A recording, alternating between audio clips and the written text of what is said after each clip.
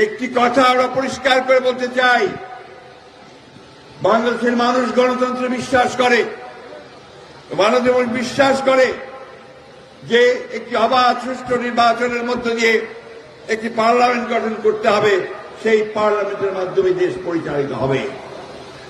এটা তারাও কমিটেড, তারা বলেছেন যে তাই তারা করবেন। আমরা বিশ্বাস করি তাদের কথায়, আমরা বিশ্বাস করি যত দ্রুত সম্ভব তারা দেশকে, প্রশাসনকে, রাষ্ট্রকে একটি নির্বাচনের জন্য উপযোগী করে নির্বাচনের ব্যবস্থা করবে। সংস্কারের কথা বলা হচ্ছে, সংস্কার আমরাও চাই। আর আমাদের দলের পক্ষ থেকে 31 দফার প্রস্তাব দিয়েছিলাম 2 বছর আগে। ওই প্রস্তাব দিতে গিয়ে আমরা গ্রেপ্তার হয়েছি। যখন ওই প্রস্তাব দেওয়া হয় গোলাপবাগের মাঠে, তখন আমি জেলে, তার আগে 2 দিন আগে আমি গ্রেপ্তার হয়েছি। সুতরাং এই দেশে গণতন্ত্র